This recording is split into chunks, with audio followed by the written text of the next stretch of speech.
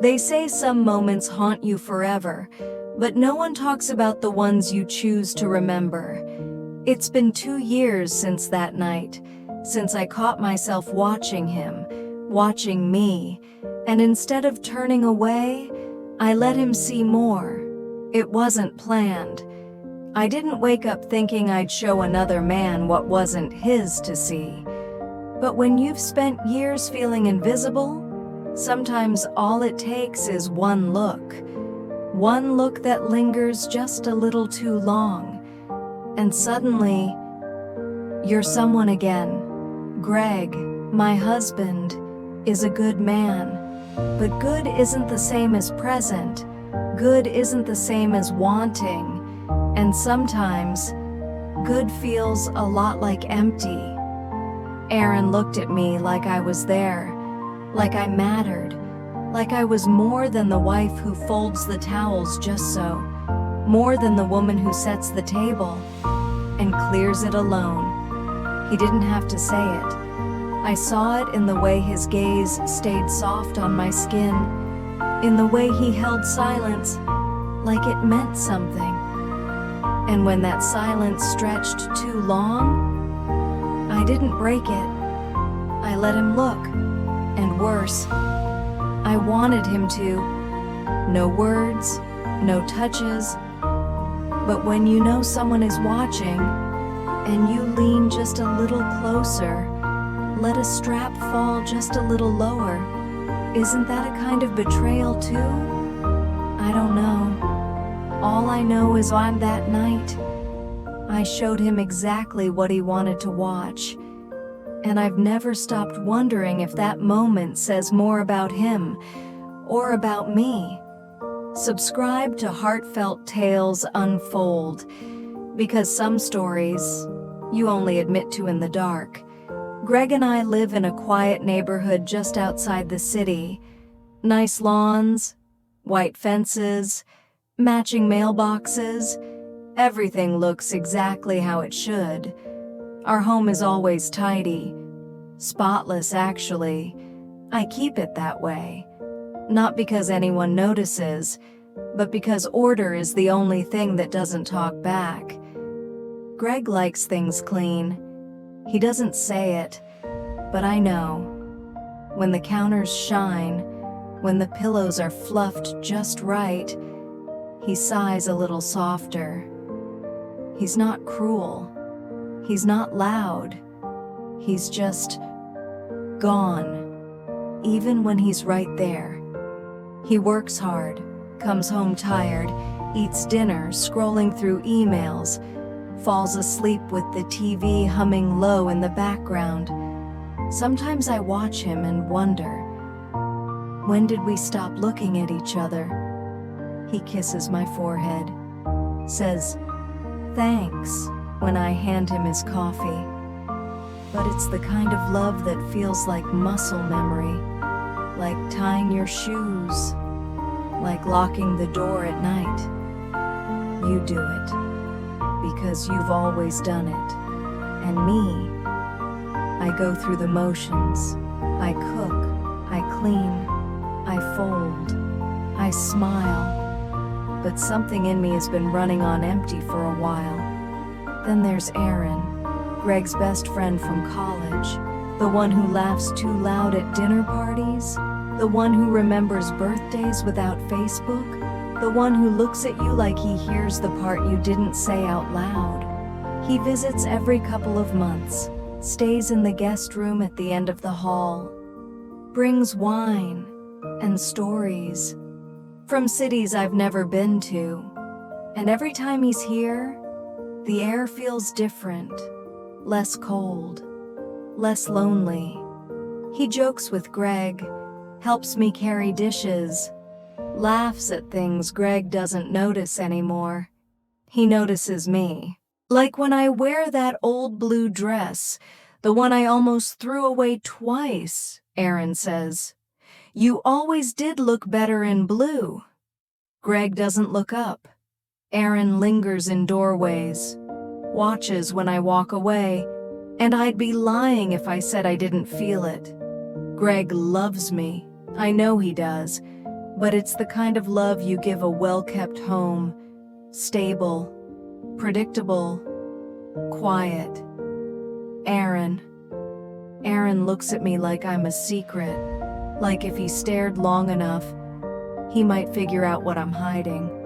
And maybe that's what scares me the most, because I think I want to be figured out. It was a Saturday, one of those sticky summer days where the air presses against your skin and the ice melts faster than you can pour the drinks. We were hosting a small barbecue, Greg's idea. An attempt to make the house feel alive again, he said. The yard buzzed with easy laughter, neighbors, friends, the kind of crowd that smiles wide and talks about nothing at all. Greg had been distracted all morning, checking his phone between flipping burgers, nodding through conversations, one eye always on an inbox that never seemed to close. Typical. Aaron arrived late, cool as ever, bottle of wine in hand, sunglasses perched just right. He greeted Greg with a clap on the back, made the rounds with a grin. Then he found me by the kitchen island, arms elbow deep in a tub of lemonade. Need a hand? His voice warm, familiar, just the right blend of casual and close. I should have said no, but I didn't. I slid the pitcher toward him. Our fingers brushed. By accident. Except, it didn't feel like an accident. Later, the sun began to dip. Guests settled into easy clusters across the lawn, chasing shade, cold drinks. Greg's phone rang. Work, he mouthed, already walking toward the side gate. Voice clipped, distant, and suddenly, I was alone with Aaron. We moved through the familiar dance, refilling trays, collecting empty bottles. At some point, we both reached for the same stack of glasses. His arm brushed mine, bare skin on bare skin, warm, lingering. I looked up, expecting a polite smile, a casual sorry. But there it was, that glance. It wasn't quick, it wasn't innocent. It stayed too long, too knowing. He didn't look at my face, and I didn't stop him. I should have. God, I should have. But in that suspended moment, it felt like the world went quiet.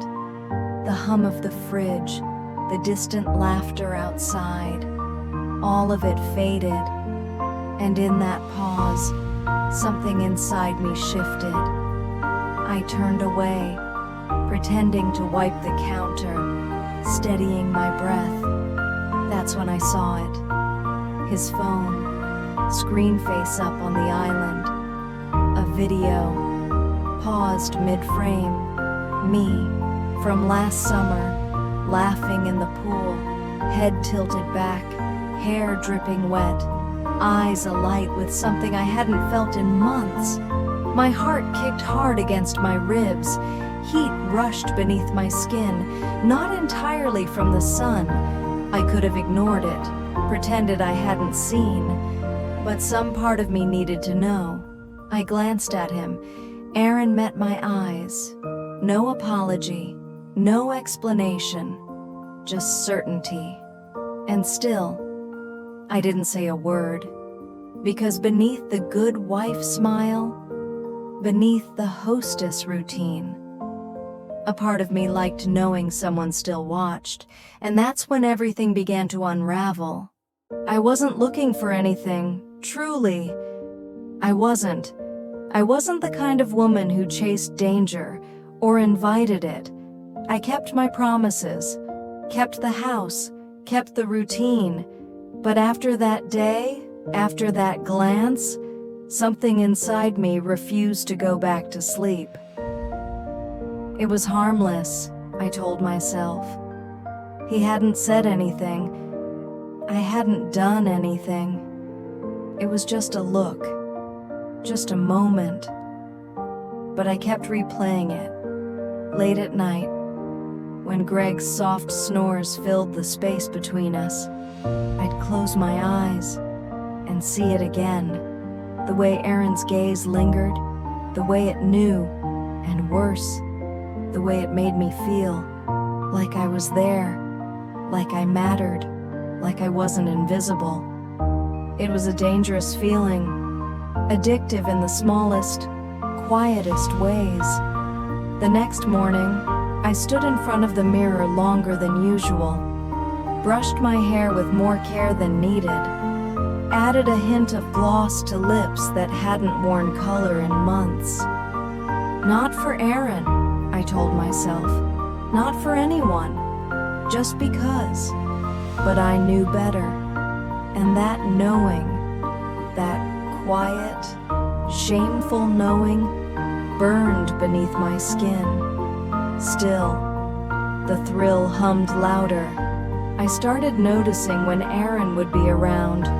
Greg mentioned he'd stop by next weekend, just to catch the game.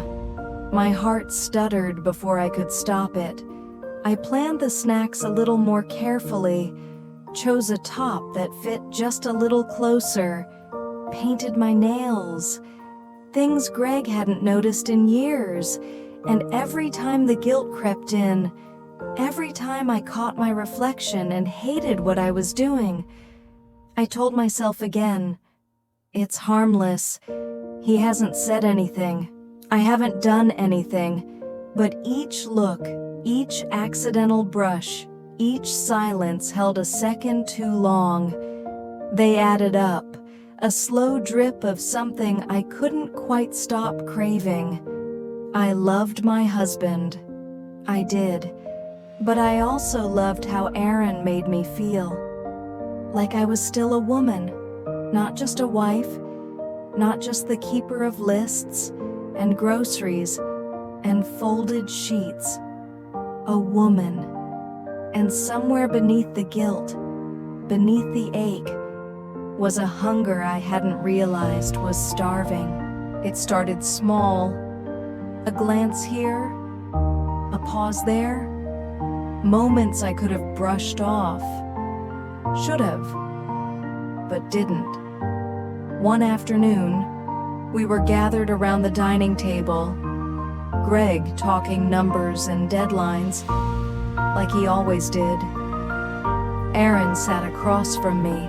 I was half listening, mind drifting, fingers circling the rim of my glass. I shifted in my seat, crossed my legs beneath the table. When I looked up, Aaron wasn't watching Greg, wasn't even pretending to. His eyes were on me, lower than they should have been, lingering. I froze. My heartbeat quickened, skin prickled, but I didn't pull my skirt down, didn't uncross my legs. I let him look, and I hated how much I liked it. The next time, it was late, past midnight. Greg had gone to bed hours earlier, work early the next morning. I couldn't sleep, restless, uneasy, burning with 1,000 unnamed feelings. I wrapped myself in a robe, padded quietly into the kitchen. No lights, just the faint glow from the fridge. And there he was, Aaron, leaning against the counter, barefoot, sleeves pushed up, a glass of water in his hand. Neither of us spoke. He didn't move, didn't offer small talk, didn't break the moment. He just watched me. His eyes traced the line of my collarbone, the edge of the robe, where it parted, just slightly. I stood there longer than I should have, long enough to feel the weight of his gaze settle over me, like a second skin. Then, without a word, I turned, heart hammering, breath shallow. I pulled the robe tighter and fled back to my room. But I felt his eyes on my back the entire way. After that, the pattern settled in, a quiet undercurrent, humming beneath every interaction. Greg talked about work, about friends, about weekend plans, and across the room, Aaron watched me. Not lewd, not obvious, but undeniable. I told myself it was all in my head, that nothing had changed, that I was imagining it, the slow pull, the silent conversation neither of us dared start, but I wasn't, and part of me didn't want it to stop. Then came the night everything shifted. Greg had a business trip, 2 days out of town. I played the dutiful wife, kissed his cheek, packed his bag, waved him off with a smile. The house felt too quiet the moment his car disappeared. That evening, Aaron came by, planned, casual. Just to catch the game, he said. It started innocent enough. Pizza, beers, the familiar rhythm of the TV filling the space between us. We laughed, we talked, but as the night wore on, the air changed. One too many beers, the room dimmed, only a single lamp casting a soft amber glow. I stood to clear the bottles, nerves tight beneath my skin. As I turned toward the hallway, I felt it, his gaze, unapologetic, heavy. I slowed, knowing, because I knew he was watching. The hallway light caught my silhouette, long, still, framed in the soft glow behind me. I could have hurried, could have disappeared into my room, shut the door, locked everything away. But I didn't. I paused, just a moment too long, let the air between us thrum with everything we hadn't said. And when I finally looked back, our eyes met. No shame, no retreat, just hunger. This time, I didn't turn away. It was late, later than it should have been. The game had ended hours ago. The bottles were empty, the house too quiet. I told myself I needed water. That was the excuse. Bare feet on cool floors, robe tied loose at my waist, a lie I barely believed. As I passed the guest room, I saw it, the door slightly open, a soft glow spilling into the hall. I stopped, heart in my throat, and there he was, Aaron, sitting on the edge of the bed, phone in his hand, face lit by the screen. I took one step closer, and that's when I saw it. A video, familiar, old footage from years ago. Me, laughing, spinning beneath string lights, carefree, alive. A version of myself I barely remembered. I should have left. I should have turned away. But I didn't. I pushed the door open, slow, deliberate. He looked up, eyes wide, breath caught. Neither of us spoke. The video played on, my laughter too loud in the silence that followed. I stood there, watching him, watching me, and slowly, so slowly, I let my robe shift, just enough to show what I already knew he was imagining. No words, no touch, just permission. For one moment, I wasn't a wife, wasn't a role, wasn't careful. I was a woman remembering what it felt like to be seen. And then, I left. Quiet, steady, heart racing. I closed my door, leaned against it, breathless, and behind that thin wall, I heard him breathe, heavy, uneven. I slid down to the floor, knees pulled tight to my chest, and asked myself, what have I done? The next morning, nothing looked different. The sun still rose, light spilling through the curtains, soft, ordinary. The house still smelled like coffee and toast. Greg stood at the counter, fresh from his flight, suitcase by the door. He wrapped his arms around me from behind, kissed my temple, the same way he always did. But inside me, everything had shifted. I could still feel it. Aaron's gaze pressed into my skin like a bruise. Still hear the sound of his breath on the other side of that door. Still taste the guilt, thick at the back of my throat. Greg poured his coffee, eyes skimming the paper. Then, without looking up, "Why'd Aaron leave so early?" My heart stumbled. I blinked, swallowed, forced my voice steady. "Oh, I'm not sure." He didn't say. A lie. Clean, easy, too practiced. Greg finally looked at me. Not suspicion, not yet. Just something that lingered a second too long. From that day on, the air between us changed. Greg watched me more. Quiet glances over dinner, during car rides, while we folded laundry side by side. He didn't ask again, not right away, but I knew, he felt it, a fracture beneath the surface, something he couldn't name. And Aaron disappeared. No calls, no texts, no casual drop-ins on Sundays. Weeks passed, then months. His absence screamed louder than his presence ever had. I told myself I was grateful, that it was better this way, cleaner, safer.